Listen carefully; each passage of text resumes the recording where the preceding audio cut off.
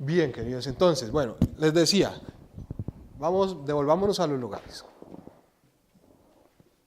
Estábamos hablando del Salado, Alberto va caminando con las personas eh, que le van dando sus testimonios y va haciendo un recorrido. Bueno, fíjense, entonces él nos va contando también el lugar, ¿no? Al igual que también lo voy haciendo yo en la crónica de los NNs. Eh, Esos lugares tienen una temperatura, por ejemplo, ¿no? Tienen unas características geográficas también que cuentan. Eh, Tienen, no sé, una arquitectura, tienen unas condiciones, no sé, son lugares deteriorados, son lugares olvidados por el Estado, son lugares pobres, son lugares, bueno, que tienen ciertas condiciones sociales.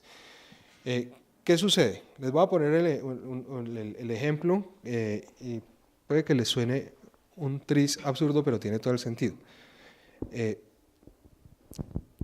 la desaparición, digamos, la desaparición y recuperación de esos cuerpos, eh, la adopción más bien de esos cuerpos, es posible en un pueblo que se llama Puerto Berrío, pero seguramente no sería tan posible en Bogotá. ¿Sí? ¿Por qué? Por unas razones obvias, por el río, porque esa cultura popular acá probablemente no sería tan fuerte, porque acá habría más presencia estatal, habrían el levantamiento de cadáver, no sé, de otra forma. ¿Sí? Entonces fíjense que el lugar provee las condiciones para que las historias sucedan. Eso uno no se lo piensa cuando va a escribir la crónica. ¿Sí? Uno llega al lugar porque ya están pasando las cosas.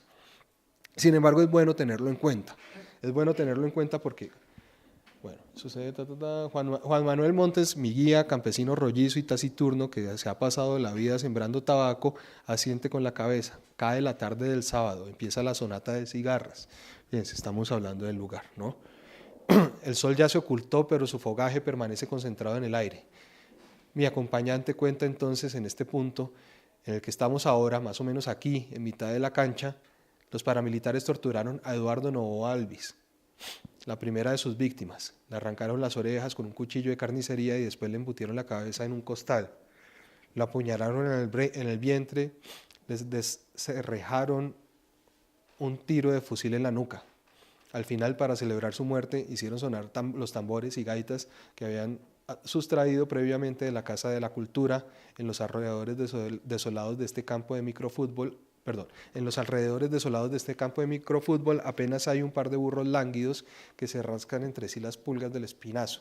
Sin embargo, es posible imaginar cómo se veían esos espacios aquella mañana del 18 de febrero del año 2000, cuando los indefensos habitantes se encontraban apostados allí por orden de los verdugos. ¿Vieron el lugar? ¿Sí? Fíjense, que hayan unos burros es distinto a que haya, no sé, unos perros de pedigrí, ¿sí? Que existan esos burros es distinto a que exista, no sé, un par de carros de alta gama. ¿Sí? Nos está diciendo cosas sobre el lugar es caliente, ¿no? Hay una cancha de microfútbol y en la cancha de microfútbol fue donde sucedió parte de la atrocidad. ¿Sí? Hay que caracterizar el lugar. Así como el escritor, en el ejemplo inicial, el escritor de terror pone puertas desvencijadas, cercas mohosas, pisos de tabla para que suenen los pasos, el cronista nos cuenta en qué escenario sucedieron las cosas que está narrando, ¿no? En Puerto de Río, al lado, en el barrio de los pescadores, la tierra es lodosa, ¿no? Ahí está, ahí se dice. Y las casas son, digamos, son unas construcciones bastante precarias. Ahí también se dice. Blanca, la mujer a la que le reza pues a estos NNs, vive en una casa, digamos, con unas condiciones muy, muy puntuales, ¿verdad? Todo eso hace parte digamos, de la descripción del lugar. El lugar es fundamental. Y ahora les voy a hacer una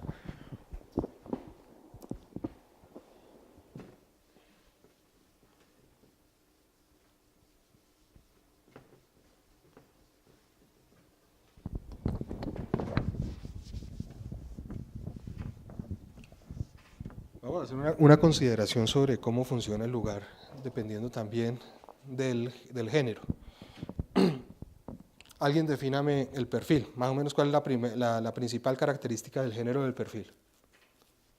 ¿Mm?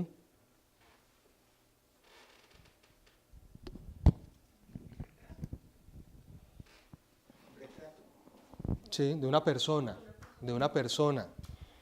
Fíjense, en el perfil estoy hablando de una persona, así intervengan muchas otras voces. ¿Sí? Estoy contando la historia de alguien, del Dr. Rock. ¿Sí? El Dr. Rock, estoy construyendo la historia de este señor. Claro, es una historia que supera al Dr. Rock en sí mismo y también nos cuenta algo sobre la condición humana y tal. ¿Sí? El gigante que rozó el cielo, perfil de alguien que vivió la gloria y después el olvido, ¿no? Y que está enfermo, que es el gigante. ¿Recuerdan la lectura? Esos son perfiles, ¿no? Hay un protagonista, digamos, muy en primer plano y lo que nos interesa es su historia, ¿cierto? Hay otras voces, otros personajes que son menores, que lo van acompañando. Bueno, vamos a hacer de una vez, acá hay otras voces, no sé, sus amigos. No, más bien en el primer círculo está su familia, en el segundo sus amigos, tal vez en uno más amplio sus opositores. Digamos que en general ese es un perfil que tiene otros personajes que estarían acá, pero todos están contando la misma historia de esa persona. Bien, si esto es el perfil, ¿qué vendría a ser la crónica, digamos, comparado con el perfil? ¿Se les ocurre algo?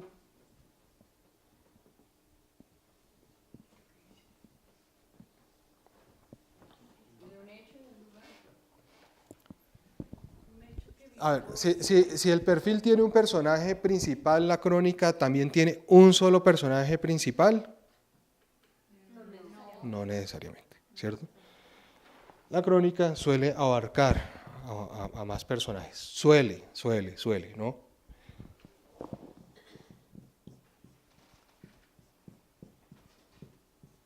Que llevan el peso de la historia, ¿sí? Se distribuye entre ellos el peso de la historia. ¿Qué sucede en los CNNs, en la crónica de los CNNs? Fíjense que ahí está la señora que perdió a sus hijos, pero también está el tipo de la funeraria, pero también están los pescadores. ¿Ven? Ahí hay una construcción de varios personajes. No me interesa una historia en particular, desarrollarla de principio a fin. ¿Sí? Ahí hay varios personajes que van contando de una manera coral una historia más grande, que es la historia de lo que sucede en ese pueblo. O sea, ¿se podría decir que el perfil es el retrato de una persona y la crónica es como el retrato de un hecho en sí? Más o menos. Tanto como, bueno, no sé, la palabra retrato me parece que encasilla mucho. Digamos al perfil le interesa contar a una persona o contar un aspecto de la vida de una persona, ¿sí? Así utilice otras voces distintas a las de esa persona que las debe utilizar, ¿sí? Fíjense, los mismos ingredientes en distintas densidades, es decir, acá también hay otras voces, también hay otros personajes actuando, pero esos personajes se están refiriendo a alguien, ¿sí? No están contando su propia historia, sino se están refiriendo a alguien. Acá hay varios personajes, ¿sí? Que pueden tener algunos más peso, otros menos, pero en general hay varios y están contando una historia más colectiva, ¿sí? Esos personajes que están en la crónica podrían tener cosas en común. Claro. No sé, digamos los tres son futbolistas, pero yo estoy contando, no sé, cómo se hacen ricos de la noche a la mañana los futbolistas famosos, por ejemplo. ¿Sí? ¿O tendrían que tener perfiles distintos? Pues es que depende de la historia, Depende. pero pues a ver, en general pues son personas que tendrán en común una historia, ¿no? Tendrán en común algo, es decir, seguramente pertenecerán al mismo lugar o habrán experimentado, no sé, una situación determinada, podría ser. Si no, no podrían ser tres personas al azar, porque pues no tendrías una historia, y es decir, no, ¿cómo habría llegado ahí? Si son futbolistas, digamos, son los miembros del Real Madrid, tres miembros del Real Madrid, por decir algo, o del equipo de fútbol del barrio Quirigua. ¿Sí? Están ahí dentro de la crónica porque pues, son miembros de un equipo de fútbol. ¿Sí? Entonces, fíjense, ya que estamos hablando del lugar... Dime. Pero puede haber específicamente en la crónica un cuarto tipo de personaje que son los muertos, porque yo percibo que los muertos hablan a través del médico legista, los tratas también como parte, o sea, forman parte de la historia en el sentido de que tienen un protagonismo, ¿sí? Y que la vida de los que están vivos, para decirlo de una manera redundante, gira en torno a ellos. Entonces ellos podrían ser también catalogados como personajes. Pues no están construidos como personajes, ¿no? Porque no, digamos, no desarrollan una acción específica, no tienen, digamos, no se expresan más allá de su condición de muertos.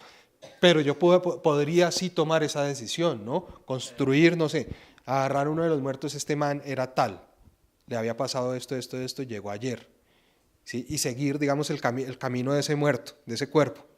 Ahí lo estoy construyendo como personaje también, porque tiene digamos, unos antecedentes y está en acción, a pesar de su condición, su condición de muerto, ¿no? Ahora, en la crónica, ya que estamos acá, no solamente entonces están estos tres futbolistas, uno también puede meter al técnico, pero también puede meter al preparador físico y puede meter a un hincha, o a la mamá de alguno de ellos, ¿sí? O a alguien externo que analice, ¿sí? Digamos, lo que quiero recalcar es que los personajes, la construcción de personajes, en este caso, en el caso del perfil, están contando la historia de una persona. Acá no nos interesa contar la historia de una persona, ¿sí? Sino una historia que seguramente reúne a varios personajes que tienen ese peso, digamos, que llevan la carga de esa historia distribuida entre ellos, ¿sí? Van contando distintos aspectos, ¿sí? Bien, vamos a ponerlos en referencia, los dos, digamos, vamos a poner en perspectiva más bien ambos géneros con respecto al lugar, ¿sí? Que también uno puede apuntar ahí un par de diferencias.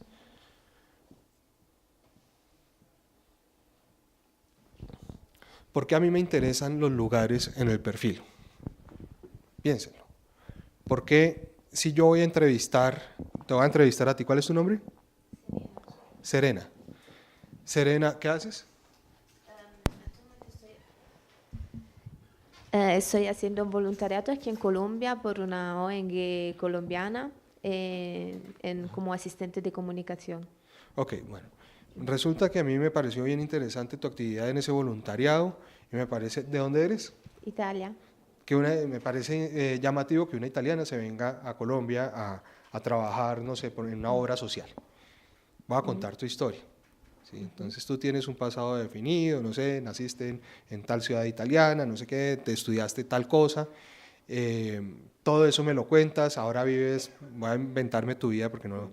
Vives acá en una casa en La Candelaria y todos los días sales a las 7 de la mañana a cumplir tu voluntariado y regresas a las 5 de la tarde. Durante ese tiempo desarrollaste una serie de actividades muy específicas, trabajaste, no sé, con niños de una comunidad y tal, y yo vi y atestigué todo eso que hiciste, y después en otra entrevista voy a tu casa y encuentro que en tu casa hay una decoración puntual, no sé, te gustan, qué sé yo, las flores, entonces hay flores por algunas partes, no, en fin.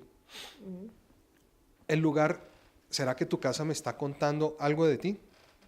Sí, seguramente. Ah, ¿no? Sí. El lugar, ¿por qué? ¿Y por qué me cuenta algo de ti? Porque tu casa se parece a ti, Sí. ¿sí? O te refleja, ¿no? A ver, acá en el perfil suele pasar una cosa, que los lugares ayudan a contar al personaje, ¿sí? Ayudan a explicarlo. ¿Por qué? Porque los lugares están condicionados por el personaje.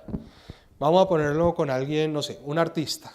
Vamos a hablar de no sé, una actriz de televisión, no sé, una actriz vanidosa. ¿Quién? Eso, Amparo Grisales. Resulta que les encomendaron hacer el perfil de Amparo Grisales y lo primero que ven cuando entran a su casa es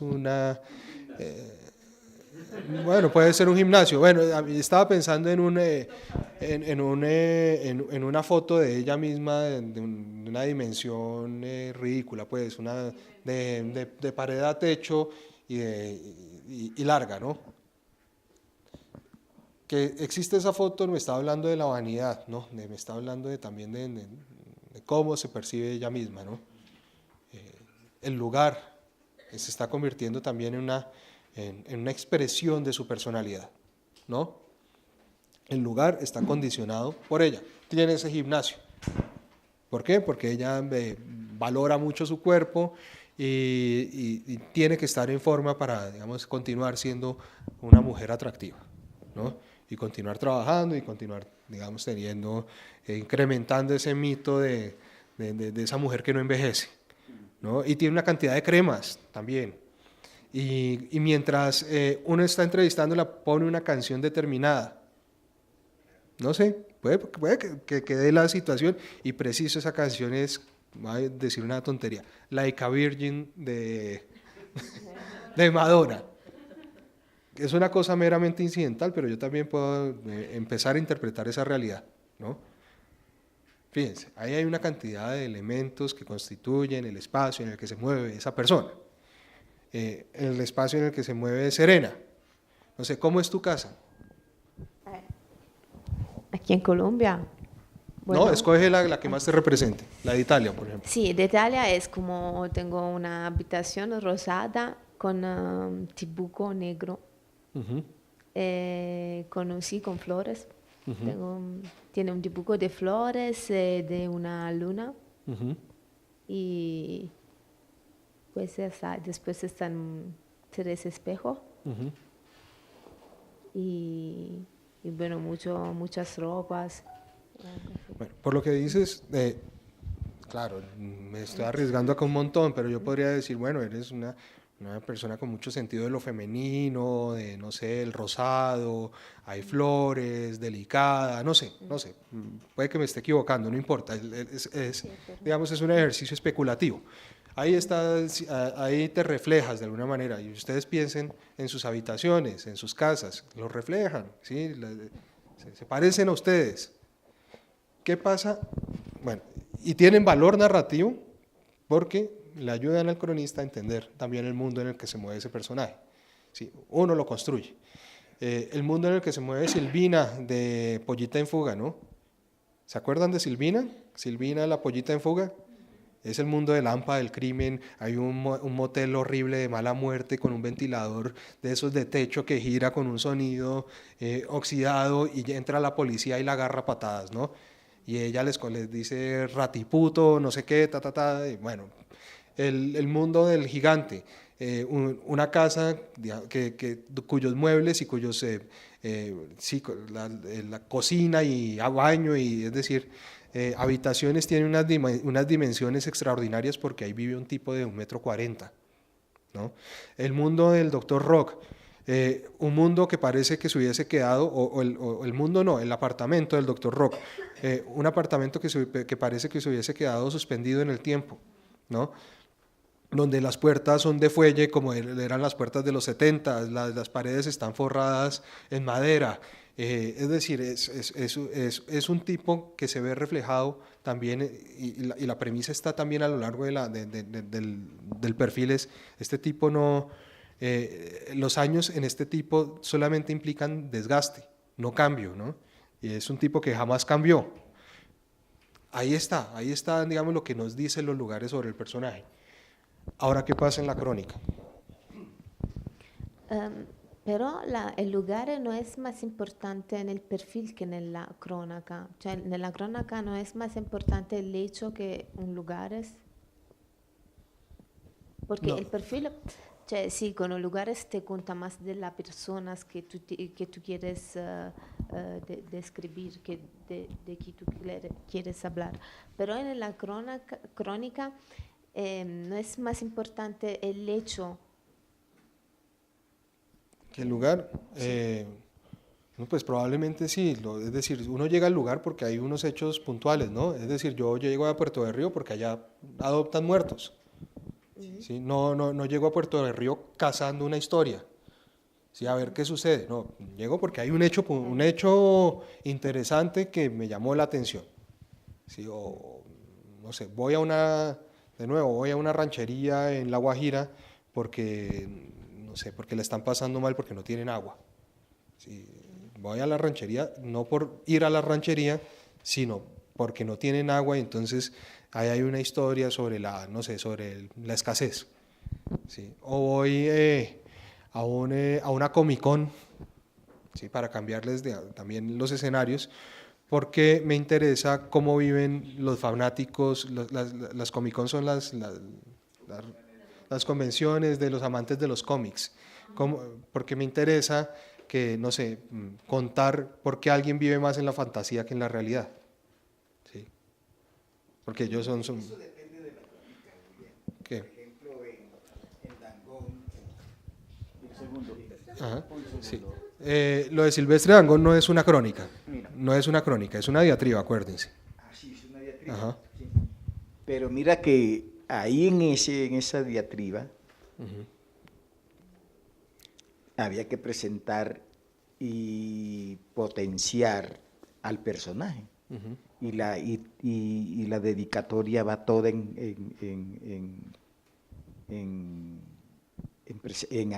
describir el perfil y la situación del personaje y toda su idiosincrasia, su manera, su expresión.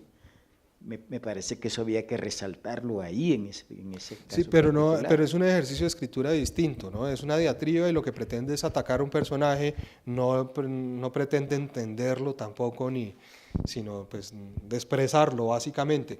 Entonces, ahí el autor no está buscando dibujar cómo viven no, está criticándolo. Esa Sí, es otra cosa, pero, eso es otro pero ejercicio. mire que si vamos a tu crónica de Puerto Berrío, no hay un personaje central, Julián. Digamos, el personaje es toda una ambientación, todo un pueblo, toda una cultura, toda una manera, toda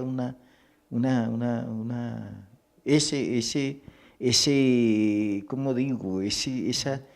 Ese hábito, no sé cómo sería, pero ¿cuándo empezaron ellos a apropiarse ya? Esos cadáveres, digamos, ya tuvo que llegar un momento, ¿no? Sí. Y todo ese ambiente, es el mismo pueblo el personaje, aunque tú coges unas personas en particular, pero ese es el mismo pueblo. Qué bueno que Sí. dices eso, es el mismo pueblo el personaje porque eso empieza a suceder, ¿no? En determinado punto de la historia el lugar se convierte en personaje, sobre todo acá, ¿no? Porque suele pasar que en la crónica hay una cantidad de personajes que al final están vinculados por el lugar al que pertenecen.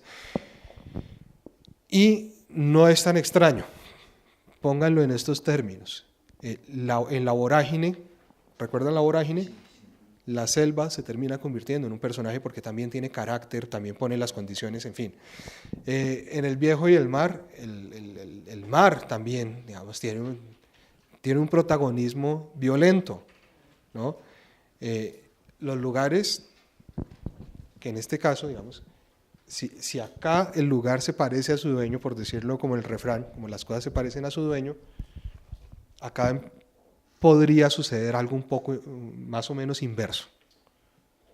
Las personas son la consecuencia del lugar, ¿sí? Las personas en este tipo de crónicas, ¿no? De nuevo, no hay, digamos, fórmulas exactas, pero sí, digamos, me permito describir generalidades. Las personas terminan digamos, siendo caracterizadas por el lugar que habitan. Sí. Hablemos de de un grupo de individuos que viven en un pueblo del Chocó. Sí, Atlas de Chocuano, ¿la recuerdan? La de Salcedo Ramos de Wigdy. Pero yo les pedí que leyeran Atlas de Chocuano. No. Ok. La travesía de Wigdy, bueno, sí, claro, ahí está, y ahí hay una crónica. Ahí hay una crónica con muy pocos personajes, pero hay una crónica porque no se trata tanto del niño, sino del recorrido que hace ese niño. Ajá. Ujú. Claro. Pero les voy a poner un ejemplo. En un pueblito que se llama, en un pueblito que se llama Termales, en el Chocó, es un pueblito muy remoto, hay un grupo de muchachos de allá, muy pobres, que surfean y surfean extraordinariamente bien. Hacen surf, que es un deporte que parecería muy snob pues, para un lugar casi que exótico, ¿no? Y ellos empezaron a surfear con las tablas de la cama, ¿sí? Porque veían de vez en cuando algún gringo aventurero que llegaba allá y surfeaba. Y ellos empezaron a imitarlo y se volvieron grandes surfistas. Ellos son la consecuencia del lugar, ¿no? Es decir, ellos están condicionados por el lugar. Ellos empezaron a surfear también y encontraron en el deporte, digamos, una manera de esquivar la violencia, ¿no? Los grupos armados, tal, porque digamos que en esa crónica la premisa es prefieren irse al mar que irse al monte. Entonces ahí hay toda una construcción de las condiciones, viven en un pueblo remoto, sin oportunidades, no hay trabajo, hay una cantidad de necesidades. Entonces ellos, aún haciendo una actividad que no le pertenece, digamos, a ese lugar en específico, que es una actividad intrusa, siguen siendo habitantes de ese territorio y siguen estando condicionados por ese territorio. Y precisamente que hagan una actividad que uno no asociaría con ese lugar es lo que hace atractiva la historia, ¿no? Esto, ¿por qué sucede allá? No me parecería, digamos, no me llamaría tanto la atención ni me produciría ninguna curiosidad escribir una crónica sobre los surfistas de las playas de Los Ángeles, porque pues es normal que existan surfistas en las playas de Los Ángeles, a menos que tuviesen una condición específica, o incluso los surfistas, qué sé yo, de Santa Marta. Pues que hayan surfistas allá no quiere decir nada, sí quiere decir que haya surfistas en un pueblo remoto del Chocó. ¿Sí? Hay algo extraordinario probablemente que esté pasando. Fíjense, el lugar termina condicionando a los personajes, ¿no?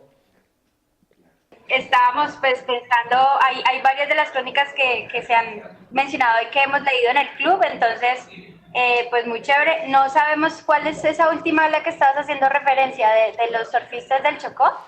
Si nos puedes regalar ese dato, y algún cronista peruano que mencionaste rápidamente, que tampoco cogimos el nombre de Andrés algo. Si nos repites eso. Vale, hola, que no los había saludado, Hola. Discúlpenme lo grosero. No. Y bueno, bienvenidos, ¿no? Voy a intentar tener el micrófono con esta mano para que me puedan escuchar mejor. El cronista peruano se llama Daniel Tittinger. Daniel, ok. Tittinger, y la crónica se llama Una batalla en el fin del mundo. ¿Una batalla? Una batalla en el fin del mundo. En el fin del mundo. Ok. ¿Y es del mismo o es de otro autor? No, esa es de Daniel Tittinger. Ok. Ah, ya te entendí. Ya esa era la referencia que estabas dando. Sí, señor. Y la crónica de los surfistas del Chocó se llama Los surfistas improbables. Y esa es una crónica mía. ¿Los surfistas? Tuya. Sí. Listo. Gracias. ¿Listo? Improbables. Bueno, vale, en 10 minutos nos vemos. Listo, sí, señor. Gracias. Chao. Ok, bueno, continuemos. ¿En qué nos habíamos quedado? Bueno, en el lugar, cómo condiciona a las personas y, bueno, en la caracterización, ¿verdad?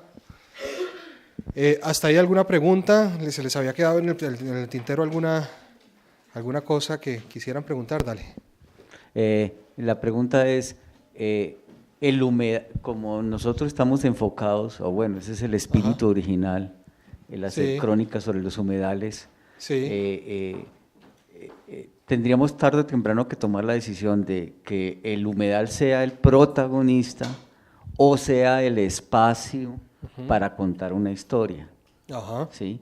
¿Habría algún tipo de conjetura, porque todavía no lo podemos definir, pero habría algún tipo de conjetura que nos permitiera tomar esa decisión? ¿Qué pesaría más? ¿Qué haría mejor la crónica en ese sentido? ¿Contar el humedal como personaje o contar el humedal como espacio que...?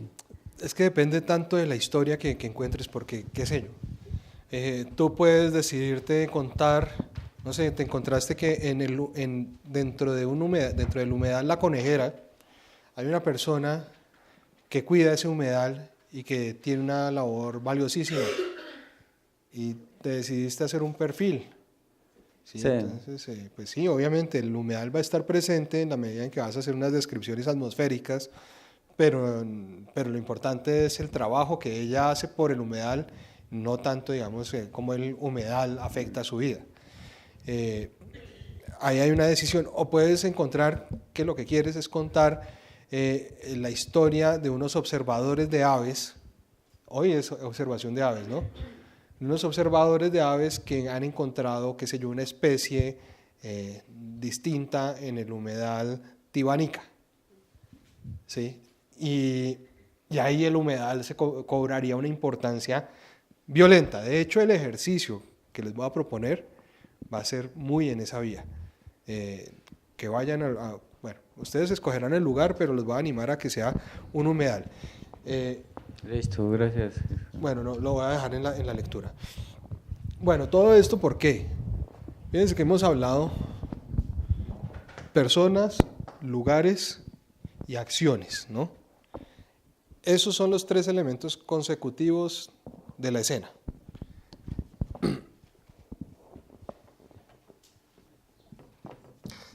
Toda escena, esto es para traerlos hasta acá, toda escena se desarrolla en un lugar,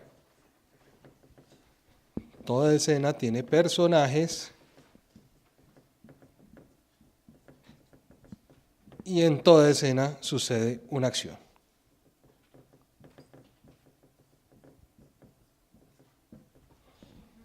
Bien. Si no hay acción, estamos hablando de una descripción, de una fotografía inmóvil. Bien. Si no hay lugar, pues hace falta un elemento absolutamente trascendental, pues, para la descripción de una escena, que es el espacio en donde ocurre. Les voy a pedir que piensen en algo que les haya pasado el fin de semana pasado. Algo interesante. No, entonces se las cambio. Vamos a hacerlo más fácil. Recuerden un momento en el que hayan tenido miedo.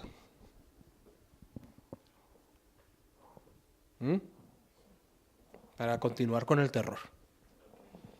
¿Sí? ¿Ya lo pensaron? ¿En qué momento tuviste miedo, Juliana?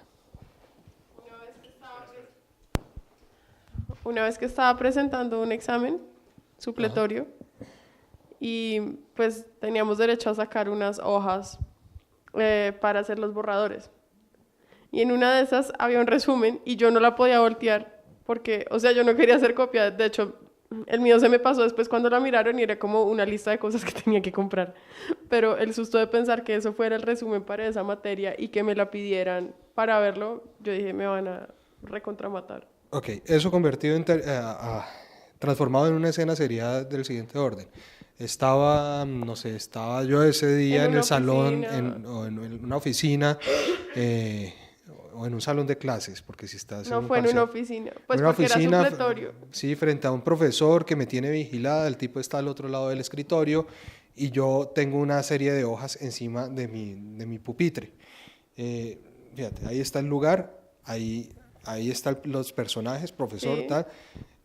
Cuando me doy cuenta de que dentro de esas hojas Hay un papel hay un escrito. papel escrito y sospecho que es el resumen y sospecho también Que, me- que me van a creer que estoy haciendo trampa. que Esa es la acción. efectivamente lo hicieron. Ajá, Pues no dijeron que yo estaba haciendo trampa, sino como déjeme ver eso.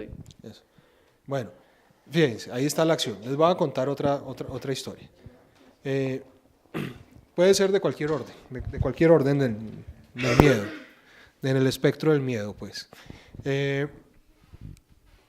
Cuando yo recién me fui, creo que ya se las conté, ¿no? No sé, bueno. No, es que no se las he contado como pretendo también que lo sepan.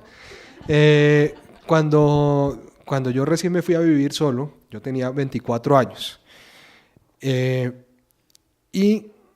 Me alquilé un apartaestudio chiquito al frente de la Universidad Javeriana. Les cuento una cosa sobre mí. Siempre he sido una gallina para los fantasmas, para los temas paranormales he sido una absoluta gallina. No se las había contado, ¿no? Ah, bueno, perfecto. Entonces, a pesar de que soy una gallina, me encanta el terror, me encantan las películas de terror, es decir, hay una contradicción ahí. Bueno, seguramente eso sucedió durante las 3 primeras semanas, no habría pasado mucho más. El apartamento era muy pequeño, pero tenía una condición extraña para un apartaestudio. En la habitación no quedaba el baño, sino que el baño quedaba afuera y había una puerta que separaba los dos ambientes, a pesar de que el apartamento era tan pequeño. Me puse a ver una película de terror, yo creo que me acosté por ahí sobre las 12 de la noche, me quedé dormido y por ahí a las 4 de la mañana me dieron ganas de ir al baño.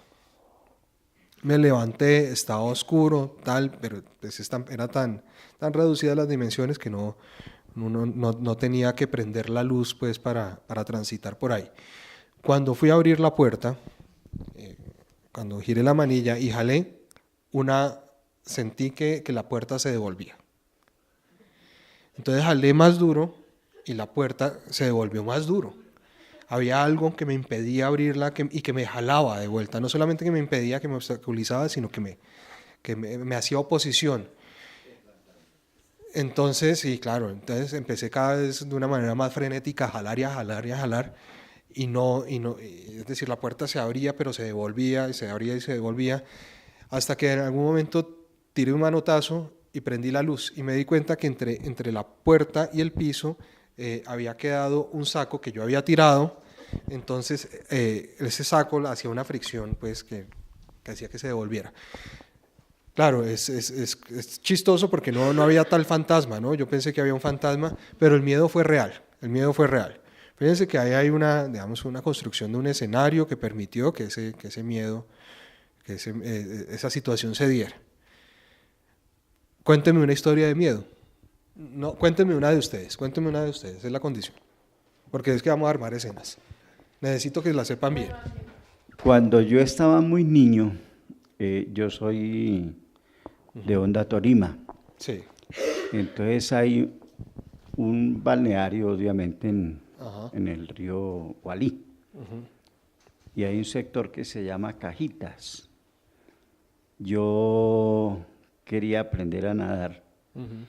Entonces le dije a un señor de los amigos de la familia que me enseñara. Entonces él me dijo, tírese acá al río. Y yo lo hice sin ningún miedo, pues porque yo veía al señor tranquilo ahí, que le salía parte del cuerpo. Pero cuando yo me arrojé al río, me fui al fondo y no podía salir y me estaba ahogando. Y yo tragaba agua. Ese es un río que tiene azufroso, ¿no? Entonces el desespero era tenaz y yo veía que como chispas, ¿no? Como fuego, hasta que al fin yo logré coger al Señor de la mano y no me le solté ni por el chiras y ya salí. Ese fue un momento de mucho, mucho, mucho miedo que me ha marcado toda la vida. Bien, ¿qué hicimos los tres? Tú, Juliana y yo. Construimos 3 escenas, ¿no? Un lugar donde suceden, donde tiene, digamos, el sitio, el espacio donde pasan las cosas. Unos personajes a quienes les suceden las cosas y una acción, ¿qué es lo que sucede? Esos son los 3 elementos constitutivos de la escena. ¿Por qué nosotros escenificamos? Para mostrar, ¿sí? Para que la lectura tenga un efecto visual. A ver, les voy a poner el ejemplo. ¿Por qué a veces uno tiene los 2 movimientos, mostrar y contar? Uno necesita mostrar para que el lector vea lo que está pasando, ¿sí? Para que lo entienda también de una manera visual, construya, imagine, recree, pues. Es muy distinto decir, Fernando es un tipo psicorrígido, a mostrar a Fernando ordenando su ropa por colores y tamaños en su closet, ¿no? ¿Qué dice más? Mostrar a Fernando arreglándola, ¿sí? Les ponía la vez pasada los grados de abstracción, ¿se acuerdan con Stalin? ¿No? No fue acá, seguramente entonces no fue acá. Entonces hay Julio Villanueva Chang, es un periodista peruano, un periodista narrativo peruano, dice que hay formas de mostrar a una persona, ¿no? Hay formas el detalle cuenta mucho. Entonces él pone el ejemplo de Joseph Stalin. Stalin, el dictador soviético, que es conocido en todo el mundo pues por haber sido un hombre cruel, ¿no? Un hombre al que se le endilgan 20 millones de muertes en su país. Él dice, Julio Villanueva dice que uno tiene que acercarse muchísimo hasta encontrar el nivel de detalle. Es decir, no es suficiente decir Stalin es un hombre cruel, sino que hay digamos, él propone como una escalera de abstracción donde en cada escalón nos vamos acercando más a él y vamos viendo esa crueldad más en pequeño, pero también más diciente. Entonces se los voy a resumir rápidamente para llegar al punto al que me interesa. Primer grado de abstracción, Joseph Stalin es cruel, mató a 20 millones de personas. Segundo grado de abstracción, Joseph Stalin es cruel, es tan cruel que mandó a perseguir a su enemigo número 1 hasta el fin del mundo y lo mató. El enemigo era Trotsky y lo mató en México. Bajemos un escalón más. Alguna vez estaba vacacionando con su esposa y unos vecinos hicieron ruido y él los mandó a matar. ¿Cómo? Sí, pero fíjate que, o sea, pasamos de una cosa informe que son 20 millones de personas que uno no alcanza a verlo hasta a mostrar. Y el último nivel de abstracción es, él tenía un loro y el loro aprendió a imitarlo. Entonces cuando él iba caminando y fumaba pipa, el loro empezó a imitar la forma en que él escupía el amargor de la pipa y a él le dio rabia y lo cogió y le pegó un pipazo y mató al loro. Fíjense, desde lo macro hasta lo micro, ¿no? Digamos que lo del loro es la escena, ¿sí? Nos muestra. Sí, no es suficiente con decir es cruel, sino en mostrar cómo es cruel. Cómo es de cruel. ¿Sí? No es lo mismo decir Andrés o Juana. Juana es una persona, no sé, agresiva, vamos a ponerlo así, a mostrarla a ella, no sé, en un Transmilenio dándole un puño a alguien sin merecérselo, no sé, ¿sí? ¿Cómo es ese puño? Tal. O Pedro es vanidoso, digamos, ahí está, y fíjense que ese es el asunto del adjetivo. El adjetivo aparentemente dice, pero lo que hace es tapar, ¿no? Cuando uno dice vanidoso, vanidoso puede ser casi que cualquier cosa, ¿sí? Cualquier cosa que cuida de su aspecto, pero no nos deja ver cómo es vanidoso. Entonces sería si uno lo quisiera escenificar, seguramente pondría a Pedro al frente del espejo, arreglándose, no sé, la ropa, alisándose hasta la última arruga del traje y digamos, mostrándose digamos, en esa faceta de vanidad. Bien, escenificamos para eso, para que lo que mostremos dentro de la crónica cuente algo y el lector también pueda tomar, deducir cosas, ¿no? Pueda también entender la historia desde su propia dimensión. Escenificar, sin embargo, también tiene unas condiciones, las vamos a ver un poquito más adelante también, o las vamos a retomar más adelante. Todo lo que entre, no todo lo que uno ve se cuenta, ¿vale? Se cuenta lo importante, ¿sí? Pero se cuenta con precisión. Un ejemplo del cine, cuando llega el tipo y pide un bar en el trago, pide un trago en el bar. Hay un recurso que se llama la elipsis, que es no contarlo todo, solamente lo importante. ¿Sí? El tipo no se toma el trago, después saca la billetera, cuenta los billetes, entrega la plata al barman, el barman va hasta la caja, le devuelve las vueltas y él las mete en el bolsillo. No, el tipo simplemente se toma el trago, deja un billete y sale, ¿cierto? Lo mismo funciona en la escena. Nosotros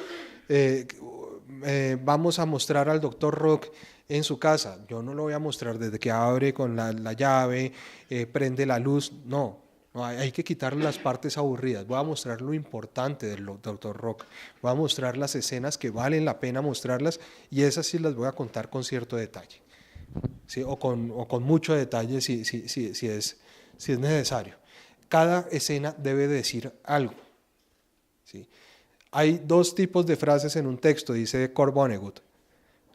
Dos tipos de frases que digamos deberían ir en un texto. Si una frase no cumple con ninguna de esas dos misiones, debería ser eliminada, sostiene este man Vonnegut que les estoy citando. Toda frase debe o hacer avanzar la historia o construir el carácter. Si no hace ninguna de las dos, es una frase indispensable. Hacer avanzar la historia O definir el carácter. ¿Sí? Si no se necesita, es un adorno superfluo, ¿vale? Y esos adornos superfluos terminan enredando la prosa, ¿vale? Tú lo señalabas en una sesión anterior, ¿no? Con el texto de alguien que había puesto que las estrellas, no sé, titilan, una vaina así, que era una frase, digamos, que pretendía cierta belleza y cierta musicalidad y cierta, no sé, pero no decía nada. Y al final simplemente era una acrobacia del lenguaje, pomposa, pues, pero no tenía ningún efecto dentro de la historia. Hay que evitar esas frases. Y hay que escoger qué elementos entran dentro de la escena. Si yo voy a describir este auditorio, seguramente describiré las sillas rojas, diré que hay 10, 12 personas, pero no me voy a poner a describirlos a ustedes uno por uno, porque si no voy a tener 20 páginas de descripciones y no va a pasar nada, ¿sí? Hay que saber elegir qué entra. Una escena también es una composición. Uno elige qué elementos de ese encuadre son los que ilumina, ¿vale? Y la acción tiene que ver con eso que les acabo de decir. Tiene que funcionar para algo, tiene que servir para algo, tiene que contar algo. Si no cuenta, no sirve, ¿sí? Si no me ayuda a construir la historia, no sirve. Una escena gratuita en el aire dentro de un texto se va a sentir intrusa, ¿cierto? Es decir, si yo les estoy contando la historia de la gente de Puerto Berrío y de repente abro una escena con una hormiga caminando, pero la hormiga ni siquiera es una metáfora de la vida de ellos, ni nada, o sea, simplemente porque me pareció bonita la hormiga, pues obviamente estoy cometiendo un despropósito, ¿no?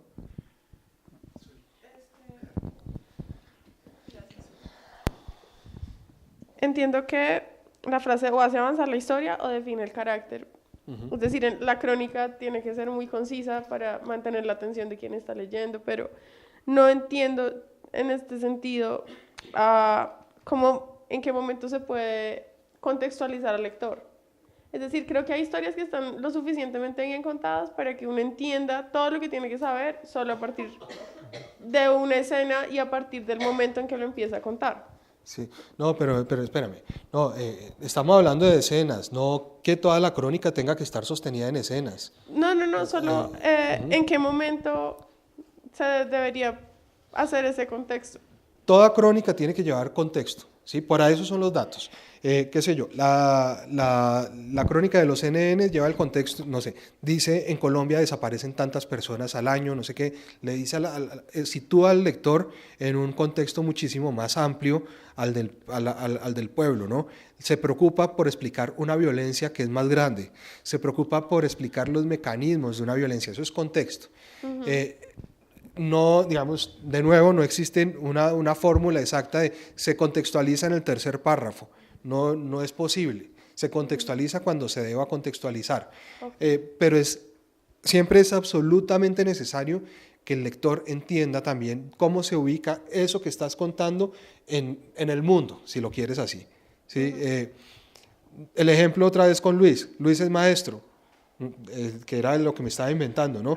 Yo voy a contar su historia de vida y su historia de vida es interesante porque es un maestro, qué sé yo, que trabaja en un colegio distrital donde hay una alta, no sé, donde a los profesores les toca ir con chaleco antibalas. Hay un colegio así, ¿no? Acá y entonces me interesa, ¿cómo? En Cazuca. No me acuerdo. Entonces, cuento la historia de Luis porque me está contando, sí, digamos, ese aspecto difícil de su carrera y no sé qué, pero también me está contando la labor del maestro. Y tengo que contextualizar a Luis como un maestro dentro de Bogotá y dentro de Colombia. Es decir, Luis es uno de los 20 maestros que hacen esto en un lugar que tiene estas condiciones y en el que operan estas bandas criminales. ¿Sí? Contexto, fíjate, ahí ya no estoy escenificando, estoy dando contexto. Les decía,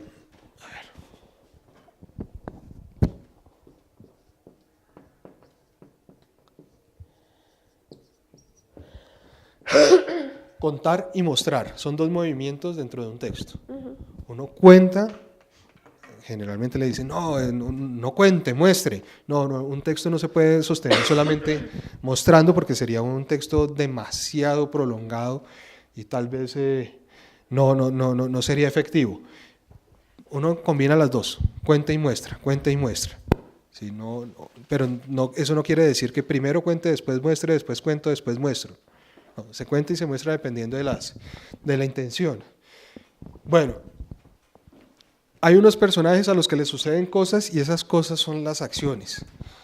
Lo que les decía de Kurt Vonnegut, de las funciones de una frase, él lo decía él es escritor de ficción, pero aplica perfectamente para otro tipo de relato, que es la crónica. Acá está escrito, Kurt Vonnegut. También él dice algo, y es cierto también para la crónica. Todo personaje quiere algo, así sea un vaso de agua. Y esa es la acción. Decías, cuento de miedo. El cuento de miedo no, sino la anécdota de miedo. Te estabas ahogando, querías vivir, ¿no? Eso es lo aterrador del asunto de ahogarse, que uno quiere vivir y se está muriendo. ¿Ah? Yo quería escapar, ¿no? Querías abrir la puerta para escapar y que no me siguiera atormentando ese fantasma que no existía. Sí, tú querías aprobar. Yo quería que no me echaran. Eso. O bueno, sí, continuar siendo, todo personaje quiere algo. Bien. Pasa en la ficción y pasa en la realidad. Todos queremos algo. Y muchas veces las historias se tratan de eso, de descubrir qué quiere alguien y contarlo. Bien. Los tres elementos son esos. Les voy a pedir que hagan la siguiente lectura para la próxima sesión. Se llama Un francotirador en el VIP del aeropuerto. Es de Diego Fonseca. ¿Lo puedes poner ahí? es una crónica de Diego Fonseca y es una crónica, será la primera crónica que ustedes escriben, es una crónica sin reportería, solamente con observación, es una crónica ambiental. No, devuélvete. No, pero ponle eso. En esta crónica él lo que hace es sentarse en el aeropuerto y mirar a la gente. Tú la puedes bajar un poquitico, eso ahí. Y mirar a la gente y construye escenas separadas. O sea, cada escena empieza y concluye, pasa a la siguiente, empieza y concluye, y eso es lo que yo les voy a proponer a ustedes.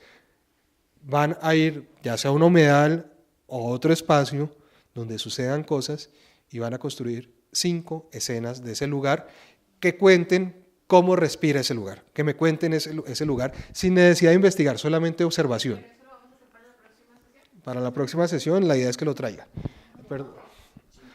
Entonces, no, es un lugar.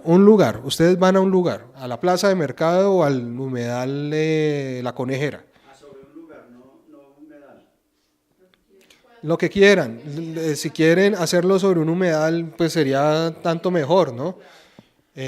Lo que pasa es que en un humedal no necesariamente van a pasar muchas cosas. Pero ya que están en la observación de aves, también me pueden contar cómo se mueven los pájaros y cómo, no sé, en vez de situar los personajes en personas, pueden utilizar a los animales, a la fauna, qué sé yo. Es decir, está en su criterio elegir qué es lo que van a hacer. Se sientan y miran, no sé, si es el humedal, entonces un pato levanta el vuelo a las 4 de la tarde, no sé qué, es un pato no sé qué, ¿sí? Se mueve de tal y tal forma. Siguiente escena, Pedro Gómez tal habla sobre, no sé, el cuidado del agua, está vestido de esta forma, está a las orillas del cuerpo de agua del humedal. Perdóname, ¿te puedo pedir que lo bajes? Fíjense cómo empieza. Es así, un lunes de marzo con la primavera a punto de reventar en una sala del Admiral Club de American Airlines en el aeropuerto JFK de Nueva York. 40 a 50 viajeros esperan la hora de partida de sus vuelos. ¿Qué hacemos mientras esperamos? Eso es lo que él va a resolver. Entonces acá nos cuenta el cómo, no nos interesa tanto, lo puedes bajar un poquito más. Fíjense, acá empiezan las escenas. Ahí. Un hombre alto en gabardina marrón que usa jeans azules, muy azules y anteojos de Jeff Goldblum. Escribe en una IBM maltratada. Debe ser Jeff Goldblum cazando dinosaurios. Jeff Goldblum es el de Jurassic Park, el de la mosca, es el actor. Debe ser Jeff Goldblum cazando dinosaurios. Hay 3 especies en extinción en esta imagen. Hombres con anteojos de Jeff Goldblum y las notebook IBM. A mi alrededor el mundo es Mac. Una de esas ocasiones en que el capitalismo americano ha dado un triunfo práctico y estético a la vez que como corresponde requiere ser devorada antes o después de su conversión en monopolio, dinosaurio o Jeff Goldblum. Primera escena, vamos por la siguiente. Llaman por los altavoces a Mr. Kufaco, que viaja a Milán. Su vuelo está por embarcar y debe arreglar su stand-by. Por alguna razón, cuando anuncian a alguien, muchos nos buscamos con la mirada, pero esta vez ninguno de nosotros reconoce en el otro a Mr. Kufaco. Y la chica del altavoz cuelga el micrófono. De inmediato se toma la frente, luego se restriega la barbilla y más tarde la cara. En su escritorio está su agenda y en la agenda están circuladas las palabras Dad y Hospital y un número de teléfono de Nueva York. A ella tampoco le importa Mr. Kufaco. Viceversa, más de una vez no somos lo que otros creen que hacemos. Fíjense, mostrar, ¿no? Acá él solamente está mostrando, no nos está contando. Si nos quisiera contar, nos diría a la señorita le importa un carajo Mr. Kufaco porque está preocupada por su papá. Pero uno lo deduce a través de la escena. Cada uno de estos, digamos, párrafos entre esos asteriscos es una escena. Es una escena de un lugar, de distintos lugares del mismo lugar, ¿sí? Con distintos personajes y todas tienen estas 3 características: lugar, personaje, acción. Esa es la propuesta para ustedes. 5 escenas al menos de un mismo lugar, que digan algo sobre el lugar. es importante que digan algo, no escenificar por escenificar. Fíjense que todas dicen algo, viceversa, más de una vez no somos lo que otros creen que hacemos. ¿Qué hacemos mientras esperamos? Hay 3 especies en extinción en este lugar, Jeff Goldblum, la IBM y no sé qué, y los anteojos. ¿Sí? Fíjense que él, a pesar de que va mostrando, también va reflexionando sobre lo que va mostrando. Bien, esa es la misión para dentro de un mes, más o menos, que nos vemos de nuevo, 15 de junio. Eso, ¿alguna pregunta? Quería hacerte una pregunta sobre tu crónica de los náufragos. Sí, cuéntame. Aprovechando que tengo el escritorio enfrente, de algo que no entendí. Hay una frase que dice, tan frecuentes en este hermoso país que tiene todos los pisos térmicos, calibres y dementes. Ahí me tuve que volver a leer 2 veces porque hasta pisos térmicos yo iba bien y en calibres pensé que ibas a seguir hablando como de algo geográfico, de alguna característica física, y después al pasar a dementes entiendo que somos los humanos. ¿A qué te refieres con calibres ahí? Calibres de las armas, .50, 8 milímetros, calibre 45. Sí, es una referencia al armamento. Ok, muchas gracias. Vale, listo.